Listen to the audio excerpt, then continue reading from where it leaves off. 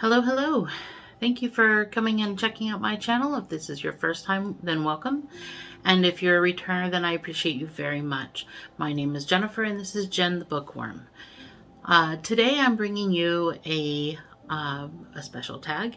It's the birthday book tag, and this month in October that's who gave me the idea to do this tag. So the first prompt is birthday cake, a book with a plot that seems cliche, but you adore it anyway. This one I had a hard time finding a book with a cliched trope or something. I mean, after a point, all tropes are cliche. But I figured there's a genre that really fits this bill, and that's the romance genre. So I picked a book from a romance, from the romance category, just because I think that a lot of romance books fit this. I specifically picked a book, it's an oldie that I used to read and used to love, called The Promise by Danielle Steele. Now my mom reads a lot of Danielle Steele and I don't, but there are a couple of Danielle Steele's books from the time when my only choices of books were what my mom had. And The Promise was, I think, the second book of hers I read, and I really loved it.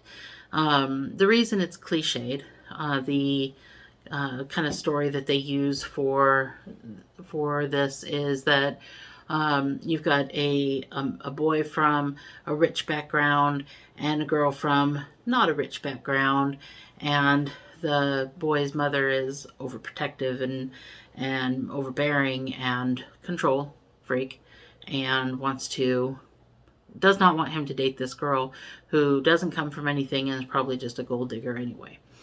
So things happen in the book because the boy's just like, I like her. Don't worry about it, Mom. But things happen, and it puts the mom in a position to where she can buy her son out of this relationship. She offers the girl a lot of money. And the girl almost doesn't take it, but she is put in what she feels is a very bad situation, and feels like maybe it might be a good idea to exit the relationship, and she needs the money now because of the bad thing that happened. I'm being vague, but I don't want to give away the whole story. But, in the end, they're going to end up together because that's the way romances work. That's the way, especially the older romances work. So it was fairly cliched, but it was a good story and I really enjoyed it. The next one is Party Guests, your most anticipated book release this year. So I have never really paid attention to book release times. I've never, other than, I guess, the Deathly Hallows and Harry Potter book, I don't think I've ever really cared about release dates until booktube. Booktube has a way of making you care about those kinds of things. And for this year, my most anticipated book release was Fairy Tale by Stephen King. It came out in September, on September 6th. And I was highly anticipating this one because I was planning on doing a read along with a bunch of people. So that was it's probably the only one that I've been hyper focused on when this book comes out. I know that there's a new Mistborn book by Brandon Sanderson coming out in, I think, November. But since I haven't read any of the Mistborn books yet, it'll be there when I'm ready for it. But I don't really care about the release date at this point. So Fairy Tale was pretty much the only one that I've anticipated like that. The next one is Birthday Presents, a book that surprised you with how much you loved it. I would have to say a recent book that I just got done reading earlier this month was The Exorcist by William Peter Blatty. I was not expecting to like this book as much as I did. And I'm sure that a lot of it had to do with accessing the book by audiobook. The author read the book, and he did such a phenomenal job. He has just some, he's got a really cool voice, actually. He's just got kind of an old New York or Irish Catholic, or I don't know how to describe, but he's got this old rough voice. He sounds like he smokes a couple packs a day. And this book was written in the 70s, so a lot of the characters smoked, so it kind of fit that. When he does the voice of the demon that's possessing the little girl, it's really kind of chilling. And he did such a good job. And I'm not sure that I would have felt the same way about the book had I read it, because there was a lot of, like when the demon's talking and he bursts into laughter, or he has this little I don't know how to describe it, but this quality to his voice that, where he's sounding coy or mischievous or whatnot. Those kinds of things, I'm not sure I would have superimposed those into the story in my own head quite the same way or at all as the author did. And so I would definitely recommend, if you haven't read this book, access the audiobook. It is excellent. The Happy Birthday Song. A book that certainly deserved all the hype it got. Well, I think I got 2 books. I got a book series and a book for this one. Stormlight Archive. It wouldn't be a tag if I didn't mention something from Brandon Sanderson, I guess. But the Stormlight Archive, there's a lot of hype surrounding it. And so far, I've read 3 of them. So far, it deserves the hype it gets. It's a great series. Particularly The Way of Kings was a great book. And I can't say enough good things about it. But that's okay, because everyone else is saying good things about it too. So, but no, it was really good, and it deserved all the hype. Brandon Sanderson was hyped up to me in general before I started reading him. And it was deserved hype. The other one, the single book that got a ton of hype relatively recently on BookTube, and it was all well deserved, was Legends and Lattes by Travis Baltrey.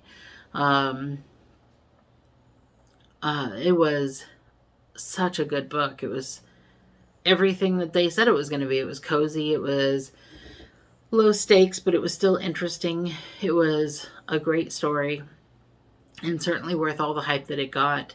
I'd be interested in reading more like that. It was a fun read, and it was palate cleansing because of the low stakes. It was nice to not have to try to keep track of a lot of characters and a lot of plot lines and a lot of things going on in the story. It was very, very good. Happy Music. A book with some very beautiful and truly memorable quotes. So I had a problem with this one.